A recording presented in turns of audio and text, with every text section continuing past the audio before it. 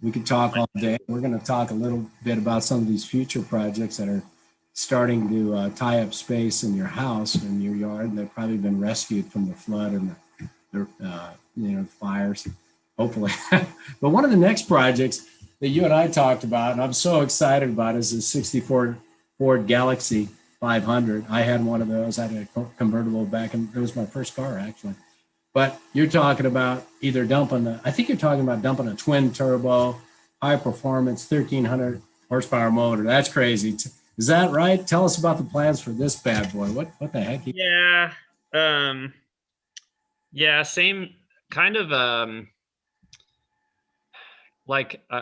I love, they used to run the 63s, in Europe on big racetracks. And so, here in the States, we were running the Galaxies in NASCAR, but overseas we were running them on road circuits.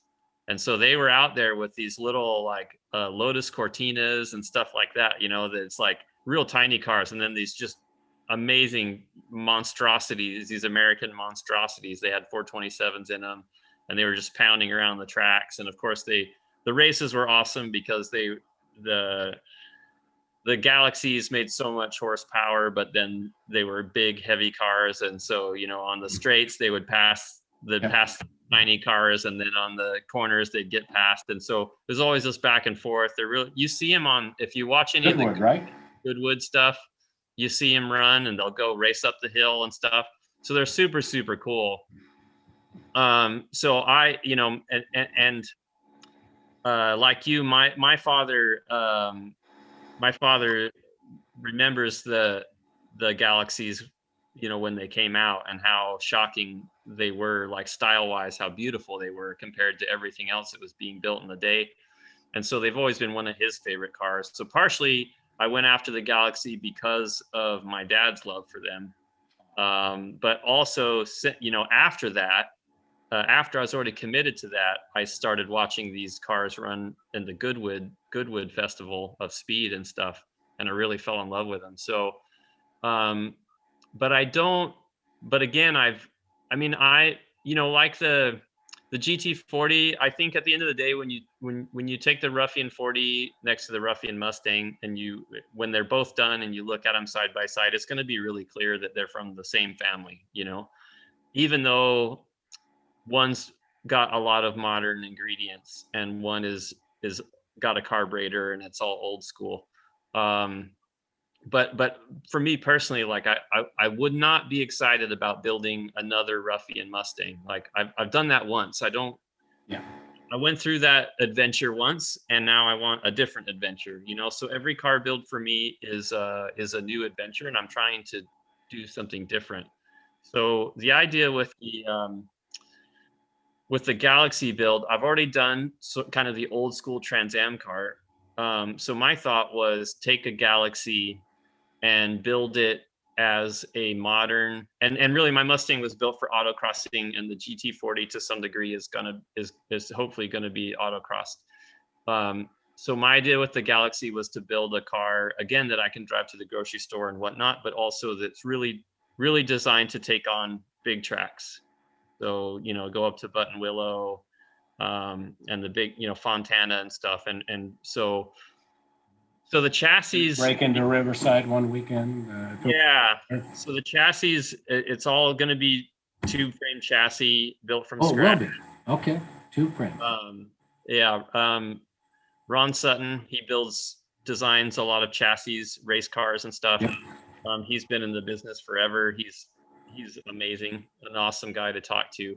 And he and I have been talking a lot about the project. And so he's working on the chassis design for me. Again, I understand center of gravity and body roll and all these things, but it's a different thing to sit down with a blank piece of paper and design a suspension, a chassis and everything, suspension and everything included, that's going to work really well, but Ron's been building these cars for a long time, and he knows exactly what he's doing. So I'm working with him on the chassis, and the motor will make 1,100 horsepower on 91, And so that was a thing. Like, I don't want to have to run race fuel. Because again, if I'm driving down to Home Depot, I don't want to be paying $10 a gallon or whatnot for race fuel, you know? Well, I think a lot of my customers wind up in that situation where they've got to go get what is that, E88? E85. E85. They got to get that, or they got to get race fuel, and they're like here, or they're somewhere else, and they're like, they got to plan a pit stop. And, if you run out of gas between there and here, you really don't want to put 91 in there. Anyway, so I salute you for what you're doing, because your goal is to have some fun out on that track. But if you want to join a 2-hour cruise, that might take a whole tank. Right. Yeah. So yeah, it'll make 1,100 horsepower on 91. It'll make 1,500 horsepower on race gas. Yeah. But there are a lot of high-end builds, street cars that have 1,000 horsepower, and the issue is always putting it down. But Ron's been doing this for a long time. He's got a really good chassis design, a really good I have never seen the suspension setup that we're doing in the rear of that car. I've never seen on a street car ever, period. And he's like, you're going to need, with 1,500 horsepower, you're going to need this kind of a setup to hook. And he says, I guarantee you'll hook. And so it's going to be usable. You know what I mean? It's going to be 1,100 horsepower on the street. That's usable. The chassis, the bottom of the chassis will be flat. It'll be a diffuser under there. So it'll be a very, very serious, big speed, big horsepower track car. But again, the intent is I can drive the thing to the grocery store and get groceries in it or whatever, right? So the doors will still open and close. The cage is not going to get in my way. It'll have AC in it. It's a big car for a track car. But I think that just makes it interesting and unique. It'll be a lot of fun out there. So the car is really quite wide. When I had the Galaxie, that was one of the things that everybody called it La Bamba. Right. I don't know, you remember the fender flares are really low in the back and they cover up half the tire, which was common for cars in the early 60s, late 50s. But man, we could put everything in that trunk. We'd take everybody to the drive-in theater. We'd probably get an extra 3 or 4 friends in there. So it's notably wide, and that may be an advantage, right, from a stability standpoint. Yet, navigating the track, probably not so much, but as far as stability, I would think that'd be an advantage with that much power. Or is it? Yeah, I think, I don't know about the track, but it's probably going to be my first build that's not wide body. I'm not going to have to fender flare it in order to fit the rubber under there that I want to have under the car. There might be a real mild, if you look at the 64 NASCAR Galaxies, they did flare them a little bit. It was kind of more subtle, but if you look down the side of the car, they bumped out a little bit. Yeah. And so we might do something like that. But your flaring of fenders is a signature Chris Ashton Ruffian thing, though, right? I mean, yeah, well, I don't know. I think you'll be surprised if you saw the ones on the GT40. They're not, the Mustang is very obvious. And the GT40 is almost just replacing the whole fender. It's a big piece, and it brings the whole opening out farther. So, I think it's all about the race car vibe and the functionality, but also the comfort, and then like you said, I think it was a good point talking about the design aspect of it as well. Like I'm not. It's one thing to build a car that's fast, and it's another thing to build one that's beautiful, and I'm trying to do both. Yeah. Well, great. I'm glad you grabbed that platform. Tell us a little bit about the engine. What engine delivers 1,100 horsepower on pump gas? So it's a Nelson Racing is building it for me. Makes sense. Those guys, they just churn them out, man. They just churn out these motors that just build big power, and they're reliable.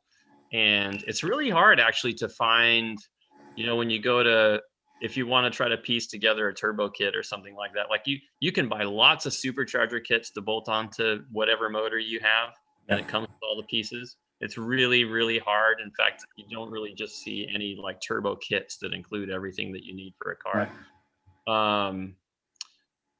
So everything I've built has been NA. This will be my first like turbo car build. And so I wanted to hand it off. I wanted to hand that aspect off to somebody who builds a ton of those kinds of motors, knows what they're doing. They make their own blocks, and they're built for that power. And so my job's to make sure that the rest of the car doesn't explode. Hey, I think you can handle it based on your track record. Awesome. All right. I'll be running. It'll also be fun. I'll be running a sequential transmission in there. So it'll, it's one of those, if you've ever seen. Yeah, I was going to ask you what exactly that means. Yeah, if you've ever seen the Hoonigans and yep. Ken Block and his Mustang. Ken Block, that particularly in his Mustang, it's just you just bang that stick and it cuts spark long enough for it to go into the next gear. You don't use the clutch when you're really gunning it. You can use the clutch, when you're driving around town and stuff.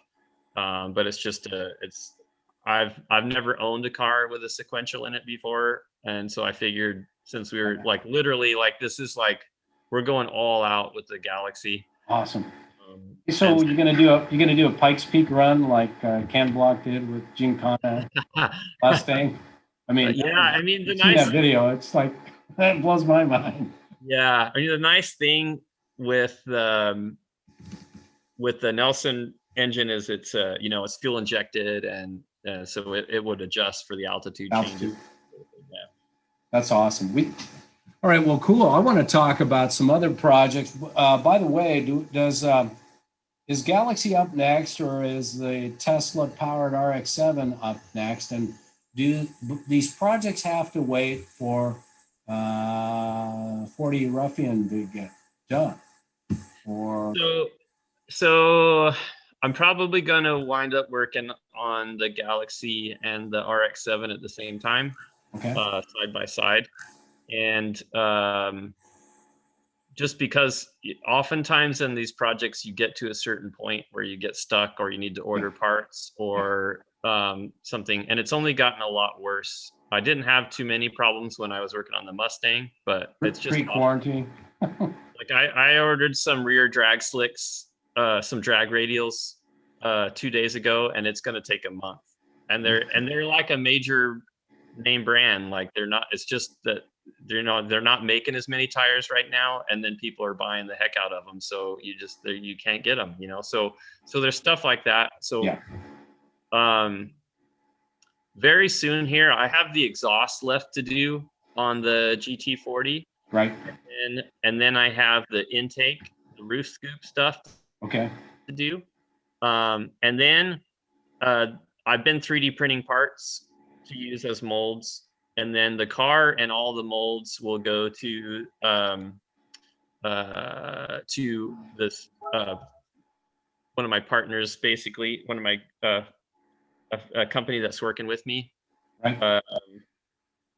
And they have people because again I don't know how to lay down carbon fiber, and I don't have one of those big giant vacuum chambers or whatever, So I know somebody in Huntington Beach.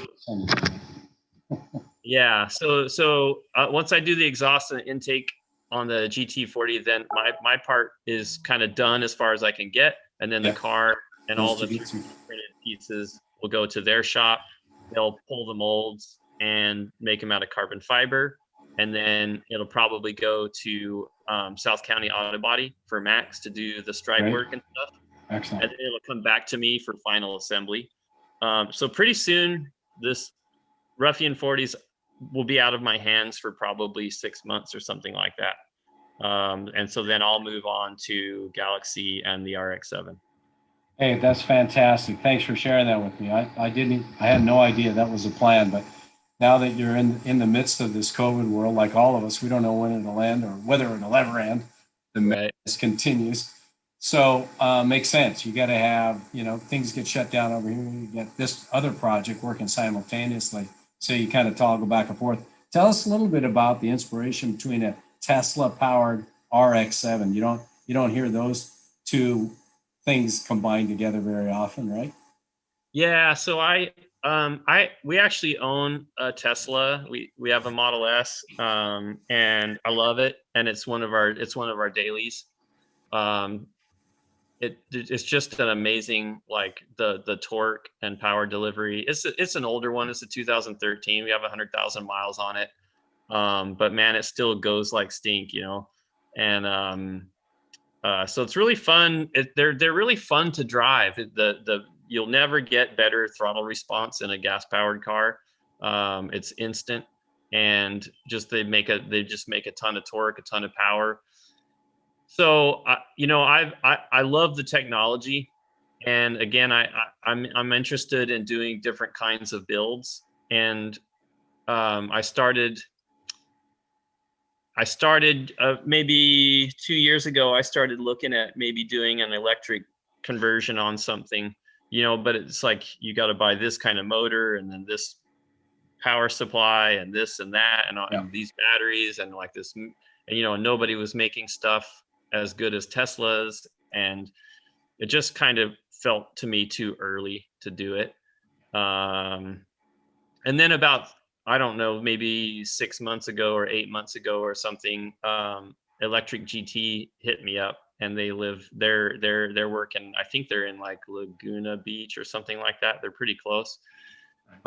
They hit me up about doing a build, partnering with them on a build, and of course I'm interested, but I was kind of skeptical.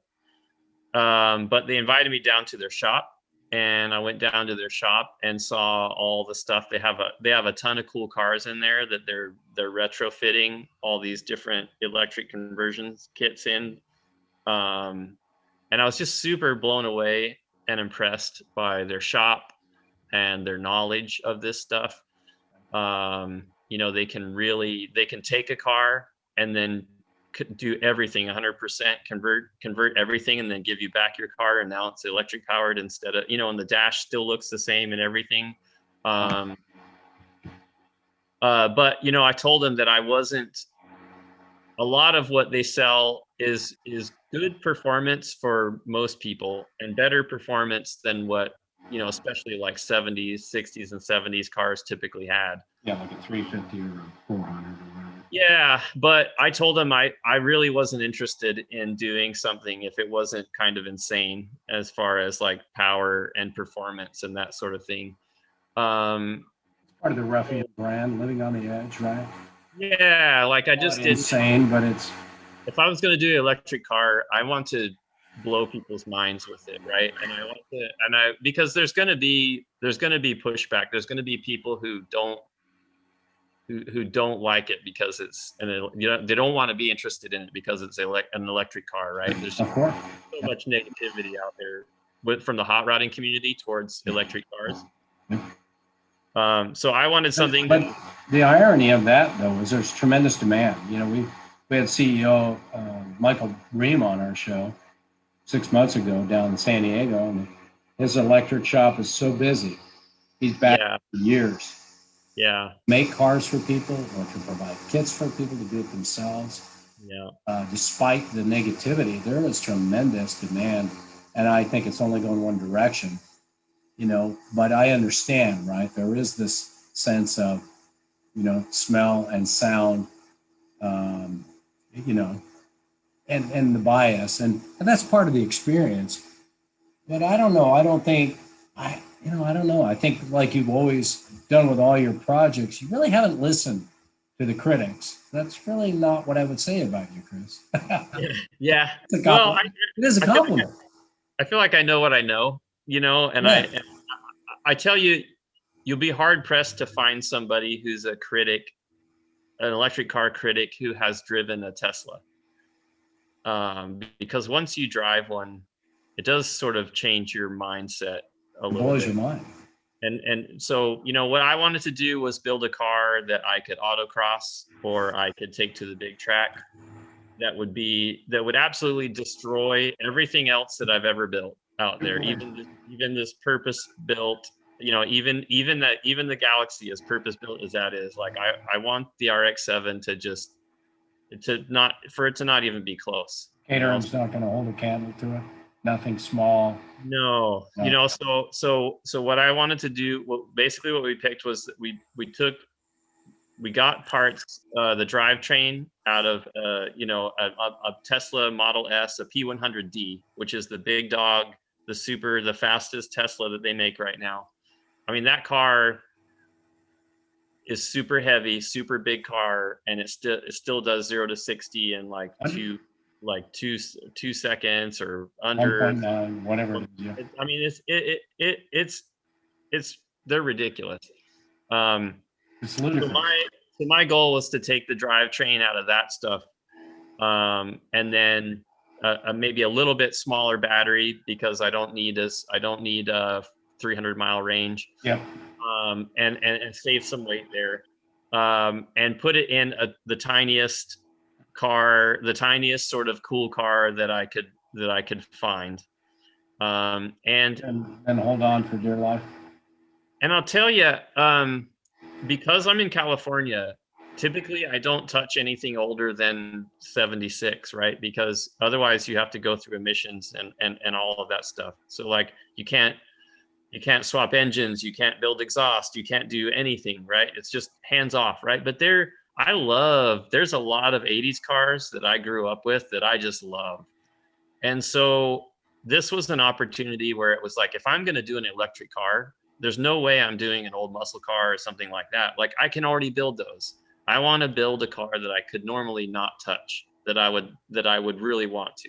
So it's your way around the emissions problems of things that are newer than 76. Like, you know, you probably would covet that Skyline that we have in here. Right. We've got one, it's an R33, it's a right-hand drive. And I'd never seen a right-hand drive. I don't know how they got it over here. Right. You know, everybody that's, you know, in their 30s and 40s knows exactly what that car is. We also have it's a turbo Supra. Can't remember the year. Again, same thing. Like these are the cars that people really covet now that you can't touch in theory, right? I'm sure people do. Yeah. And then they have to find ways to get around the smog. And if you're not in California, other states are different. Right? You don't got to worry about it. It's always been a bummer for me that there's all these cars that I can't ever touch, and I won't, because when I grew up, I had a 96 Mustang and I put a supercharger on it and a throttle body and I put headers on it. And then I wound up not being able to smog it. The whole thing turned into a nightmare. I've done that before, you know? So yeah, this was a way for me to get my hands on something, and that California is like, awesome, like great job, right? When I go take it to get it, you can take that car and then you get a new, you get it classified as an electric car, you know, and it's quite easy to do, because California is happy to take a gas powered car and make it electric. So yeah, so it's the second generation RX-7, and so it's the FC, and it's not the super popular one, and part of the reason is because the FDs, I love the FDs and I think they're really beautiful, but you know, the Teslas are really wide, and I would need to do a lot of modifications to the car, and I really just didn't. I also think the FD is overdone, like it's done to death. Anytime you go to SEMA or whatever, there's all kinds of wide body FDs, and I just felt like I would get lost in the shuffle. And so what I want to do is take that car to SEMA, this FC, a wide body FC, to SEMA, and have it look so insane and badass that everybody stops to look at it and everybody's interested in it. But then they find out that it's Tesla powered, right? But everybody knows Teslas are crazy fast. And so now you've got this badass looking RX-7 that you also know it's going to be insanely fast. So that's kind of the goal. The goal with it is it'll be Mazda made an amazing looking IMSA RX-7 I remember it. Yeah. I think it was like 86. Yeah. See, I was all into that XR4 Ti because I had a Mercury XR4 Ti. Scott Pruitt was out there, and you know, all the others were racing at the time, and Lynn was out there racing those IMSA cars too. Yeah. So I remember they were with the Corvettes too, and they were all bitching and awesome and loud, and yeah, so I know exactly what you're talking about. So, Yeah. So my plan is to build the wide body IMSA style. Okay. With the big wing in the back, the crazy wide rear fenders, but then the front fenders that come out, you know. Cool. So yeah, that's the plan with it, because I think the Model S width, the rear suspension width, is 10 inches wider than the RX-7s. Okay, wow. So it's got to be 5 inches plus 5 inches on each side. So to give you a comparison, the Ruffian Mustang is 3 inches wider on each side. So imagine 2 more inches. Wow. To a tinier car, you know. Wow, it's just going to be mind-blowing. It's going to be insane. So, but with that, I've got to build. I'm building the chassis on this one. But part of the reason I can do that though is because the Tesla drivetrain is in a cradle. The front and rear drivetrains are in cradles, and so you have this aluminum cradle that has the motor and the transmission, the axles, the control arms, the shocks, and the brakes and the rotors. It's all connected. And so you bolt this cradle in your car and then you're done, you know, as far as the suspension and stuff goes. It's that simple. Well, that's genius on their part. And if you're ever bored, I do have a 62 Corvair in the back that would need the yeah, those are great. Tesla treatment. I'd like to build a Corvair one day. Those are I'll donate the Corvair to you to nice. Help this project along. But yeah, quite honestly, I think we've all thought about electrifying something cool. Like the Corvair is not the coolest car, you know, in the car shack. And I've got a bunch of uncool cars like that. But I'll tell you what, if you electrify that car, all of a sudden it becomes really, really cool. And I've seen one online. Guy did a white one. He's just finishing it up. And I'm like, oh my God, sign me up. Yeah, very cool. I'm so excited about that project. Hey, speaking of other project, you've got a few in the wings, like the '69 Corvette. And you asked a lot of people on Instagram and on social media, hey, what do you think? Traditional big block motor, you know, or twin turbo LS motor? Is there a decision that's been rendered on that bad boy? Yeah, we're gonna do a fuel injected. We're gonna mix it a little bit. We're gonna do a fuel injected big block. Fuel injected big block. Okay. Yeah. So the plan with that one is kind of simple in comparison to everything else. I want a car that I can just putz around in. I can drive around town, not worry about where I park and that sort of thing. So this car is a '69 Corvette. It's pretty rough, but I have ordered a SR2 chassis. So these guys make a brand new, because the Corvette is sitting on a frame, right? So not a unibody. We'll get the car up on the lift. We'll drop the frame, suspension, everything, move it out from under the car. This SR2 chassis goes in. It's complete with brakes. It's got C5, C6 suspension and brakes. So we bolt this new chassis in, and then we drop this fuel injected big block. And I don't have the transmission sorted out. Probably a 5-speed with that much torque in that motor. You don't really need to break it up even more and just shift more often. So probably just a 5-speed, a big block.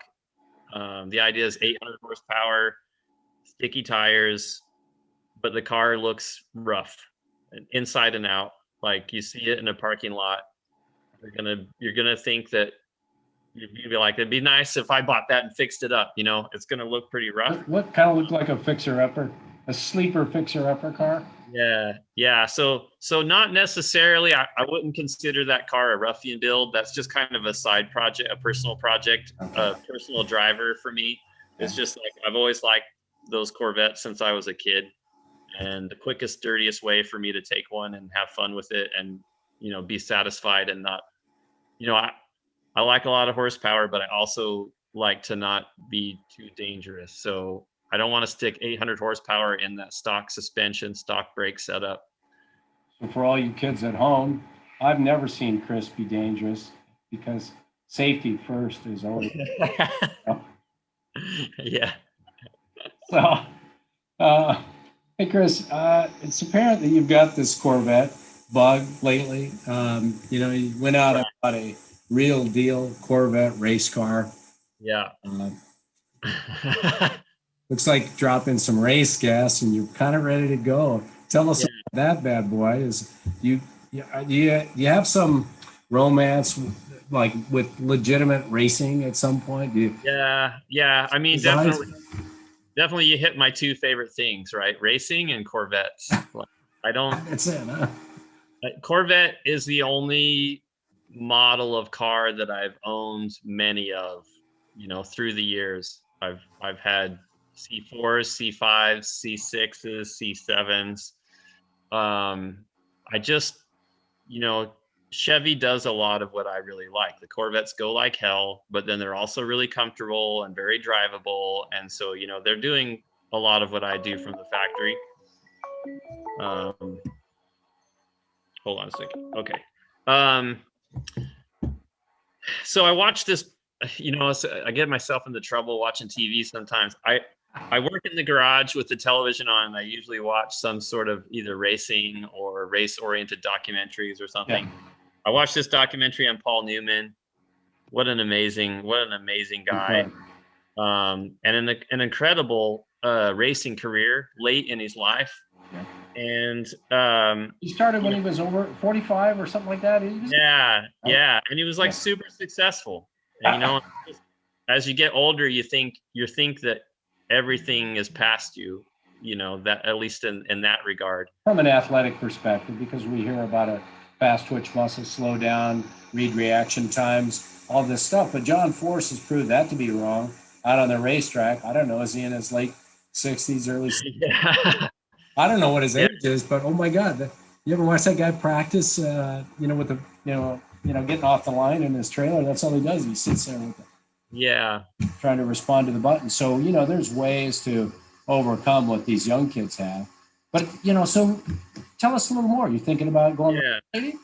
Yeah. So I watched this Paul Newman documentary, and he had his racing career, and then he retired, was kind of done, but he still kind of missed racing. So his manager suggested that he buy a real like Trans Am, like a 90s, 80s era. Was it? No, a 2000 era, like a C5, a real Trans Am car. And I've seen those guys run at Long Beach and stuff like that. I have too. Right. Yeah. Scott and all those other guys. Some of that class of cars, because they're so recognizable and stuff, are my favorite class out there.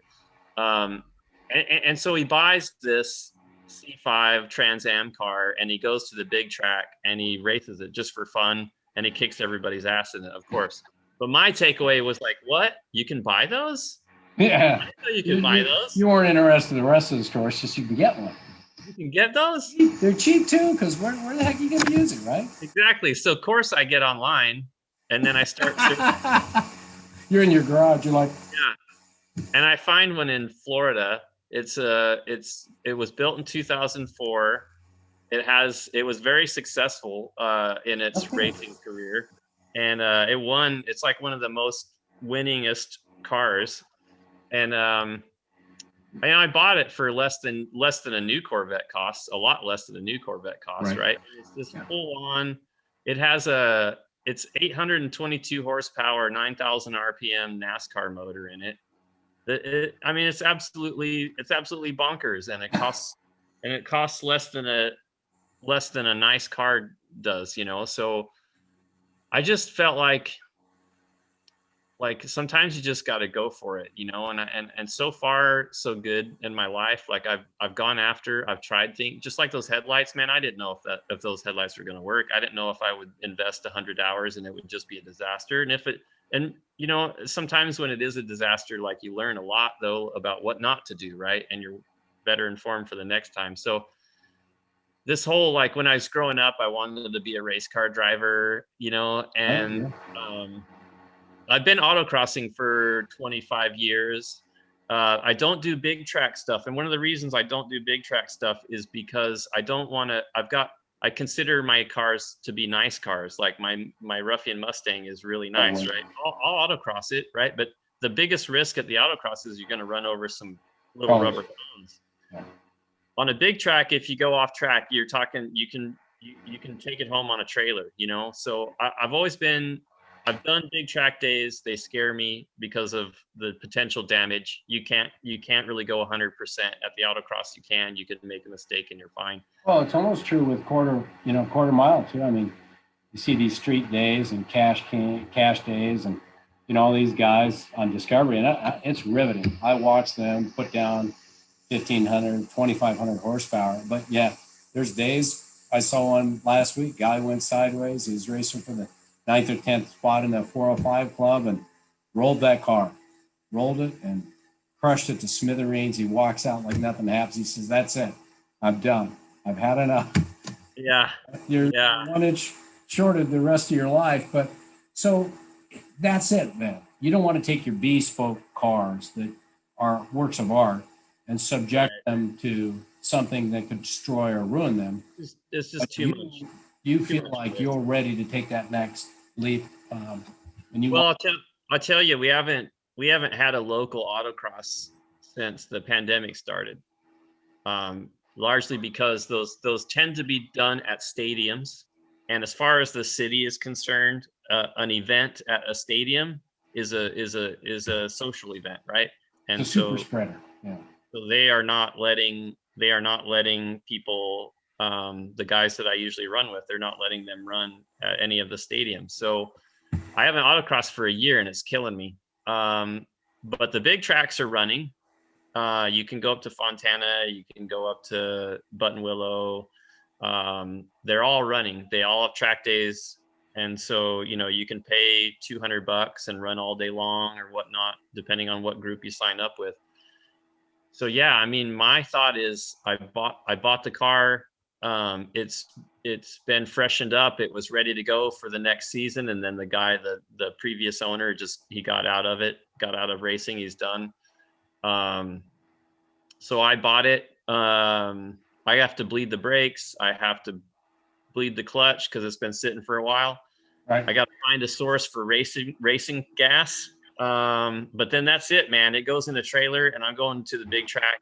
And I bought all my gear. I bought a Hans device and a helmet and a race suit and everything. And I'm just going to go get my track days in a real legit race car and learn how bad that I can't drive. So I'm inspired by your inspiration is Paul Newman, which a lot of people are thinking, didn't that guy do acting and make sound or something like that? The guy could do anything. It's like one of these guys that probably could be an entrepreneur, could be a great actor, could be a great race car driver. But I think you have that same capability. I've known a few people like that in my life, and I'm not sure I know what separates them from the rest of us, and it might be the amount of time that you're willing to put into. You bring a lot of building blocks into what you do. Yeah. You have a lot of experience, and I love this notion of building blocks, and that's what makes us all so unique. And I think back about just the things you've said tonight about how much autocrossing you've done and how many cars you built and how many cars you've raced. That all comes into play, not just that, but also the amount of time that you've designed games and been involved in the artwork. I don't know if that's fair to say, but all these things collide and make you a pretty special person. Yeah, for sure. I mean, it all, I can see all the roads that led here, right? I don't know where they're going exactly, but I know how I got here. And you know, I'll take the good with the bad in order to be where I'm at. I'm pretty excited about where I'm at. I'm So is real it fortunate, I know, to be doing all of this stuff. I don't, you know, and I'm fortunate enough to have a longtime girlfriend, Jamie, that He's puts awesome. up with all this stuff and lets me do it. And you know, and for whatever reason, I've never had kids. I'm sure that that's a big factor. So, you know, I have a lot of time, and it's personal time, and I get to choose what I do with that time. And for I've got great friends. My best friend, you know, has a family, and of course loves his kids. And you know, he commits a lot of his time to them, and that's what he wants to do with his time, right? And so I think it all just depends. I do think humans are amazing, you know, and people can do a lot of incredible things. But if you look at anybody who is amazing at what they do, the consistent thing is the time that they invest doing it. Like, So man, you really gotta, Malcolm Gladwell was right about 10,000 hours or something. You know, that's yeah. you know. But that's where it's like the passion projects, right? I mean, if you're doing what you love and you're doing what makes you happy, then it's inevitably you're going to do something impressive with that, I think. Well, we can't wait to see you competing in IMSA or vintage racing real soon. And, you know, I want to be the first one to sign up for your pit crew. I have no idea what to do, but please consider me as a part of your crew. Yeah, I'll probably save the full race tour till I retire, Okay. Okay. but we're going to go do some track days just for fun. Just go Well, out just there. at least let me sponsor if you're laughing about that pit crew thing, because Yeah. Yeah, that would be amazing. We should I do that. saw that reaction. I'm like, Yeah, give me a big SoCal car show yeah, car culture absolutely. Banner, decal. you know, Yeah. logo for the hood. Yeah. Yeah, we're on it. We're on it. So let's talk about one thing I'm always curious about. You know, we all watch Dave Can Dig, and you know his cars are amazing, and you know a lot of these shows on television, and you know that's how we know, you know, how some of this great stuff is done. And I've had many, couple, three guests that have great shops like Noah Alexander, Classic Car Studios on my shop, and a lot of them start with a rendering, right?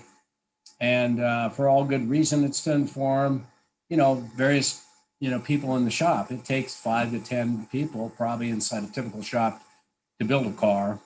But this Chris is doing them without a rendering, you know, more traditional rendering. Is it because, you know, the art's in your head and it's really not necessary?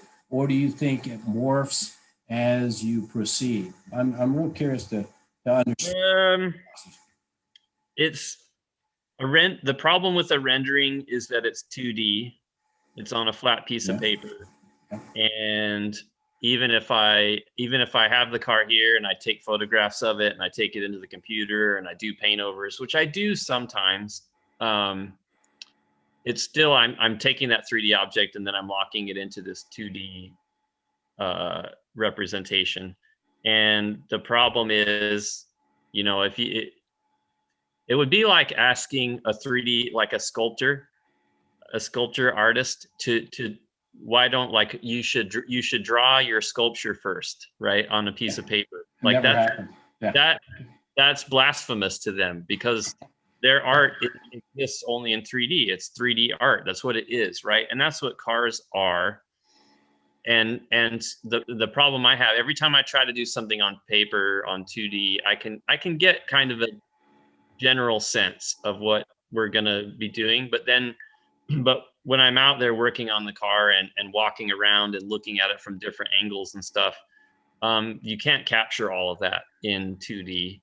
And so I wind up responding. It's just quicker for me to respond to it in 3D. So the vents that I did on the Mustang, for example, those were tricky, and they had to tie into the stripes on the side of the car. At least that was my, you know, what my idea was. And I had drawn some out, but when you go to craft it out of steel, you better know exactly what shape you're going for, you know? And so, so what I did was I had some modeling clay that I had for a completely not car related project. I had some, what's called like monster clay or something like that. And I broke that stuff out and I started modeling and right on top of the fender, you know, and I did, I think 3 different versions of the vents in clay. And so I did it, you know, it took 2, 3 hours probably to do one version and to make it look nice. And then I could walk around it and look at it.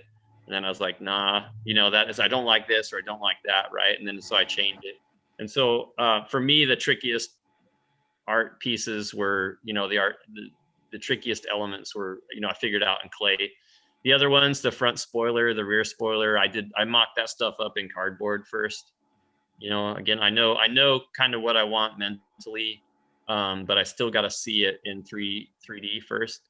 I think there's room, and I wanted to try it on the GT40, and I just never had the opportunity. But I think there's room to 3D scan the car and then model pieces onto the car in 3D and look at it in VR.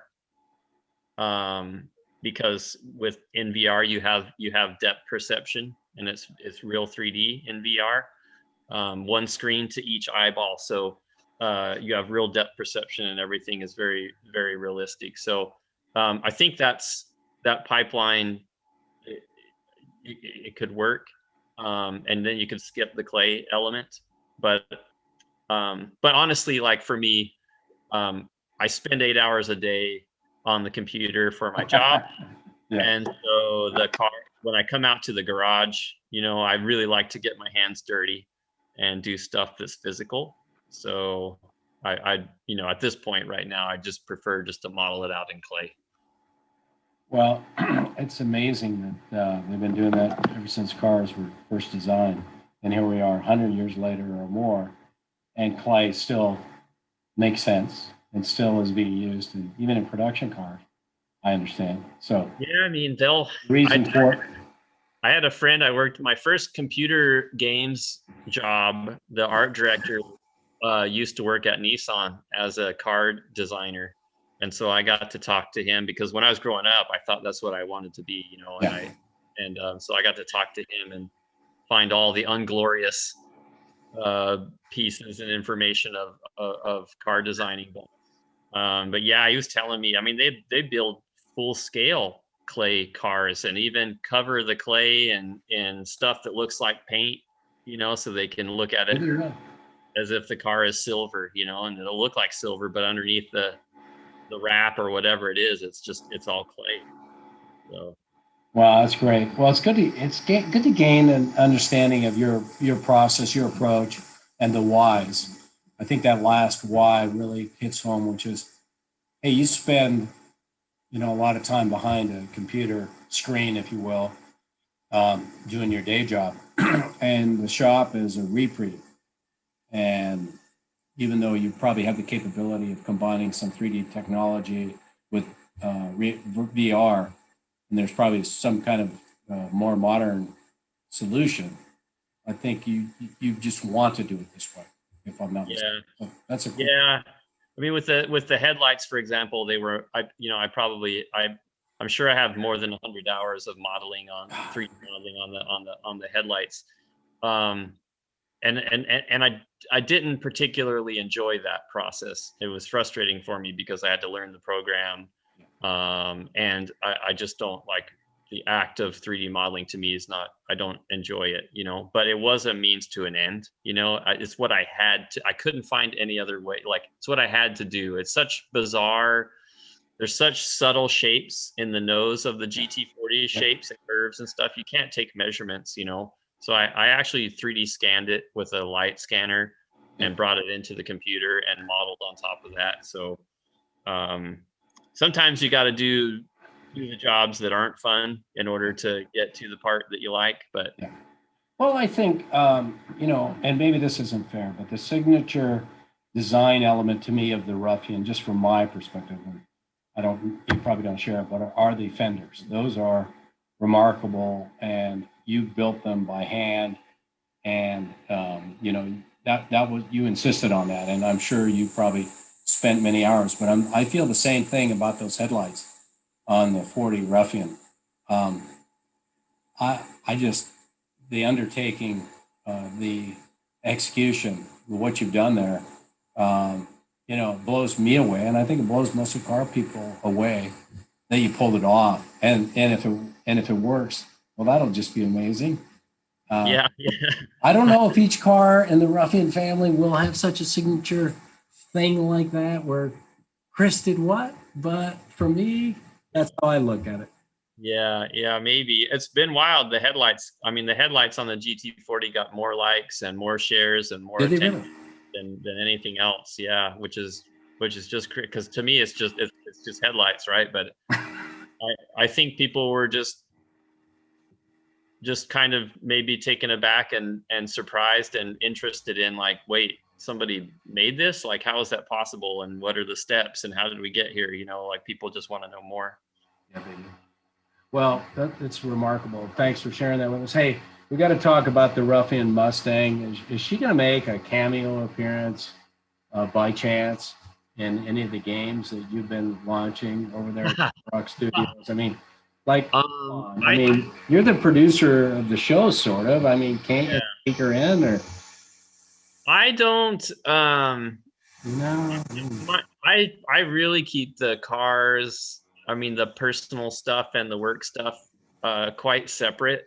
You know, I mean, I use some of my experience on the computer, but man, when I clock out, when I'm done for the day at work, I don't check my work email anymore. I don't check my Slack messages. Like, it's time. That's my own personal time now. I didn't used to be that way, by the way. I overworked myself. I was a workaholic.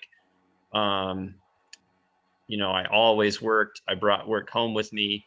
And I did that for 15 years. And that's how you burn out, you know. And I'm so much more protective of my own time now. Fair enough.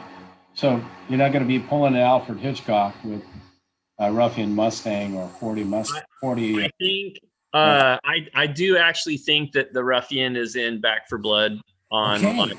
That's what I'm looking for. Like a calendar on a wall in a safe house or something like that. Or an advertisement for an insurance a fake insurance company or something. Okay. All right.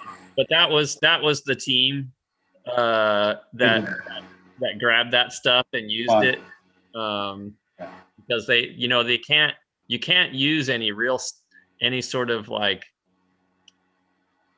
stock photography or real company names or anything like that, legally.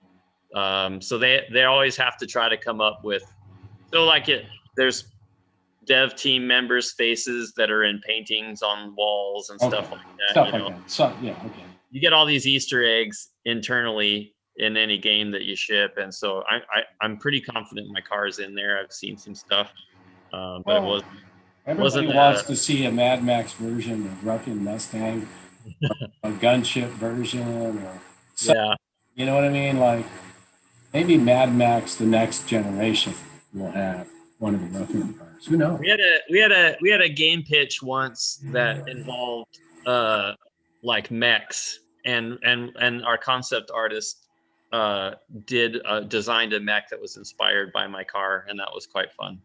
Oh, great. Okay, good. All right. Well, listen, if you do it, I need a little bit of credit if this happens, okay? But I think there's a lot of people clamoring for combination of stuff you keeping separate here. Yeah, we were really hoping we'd get that Hot Wheels version of the car, and that would have done it. Yeah, would have done it. We will have. I do have the book that covers like the whole build process of the car. If people are interested, they can go to ruffiancars.com and go to the merchandise page, and you can find the book there. It's like $10. In fact, I lose quite a bit of money on the books. Yeah, but you bring it up. Because I ship overseas if people want, and shipping is crazy expensive. We've got some available here at SoCal Classic Car Storage too, if people want to buy one. Yeah, and I contracted an amazing painter to do a painting of the Ruffian, and that's been done, and so I have it in my living room. But we recently had it photographed so we can do really high quality prints, and so hopefully those will be available soon.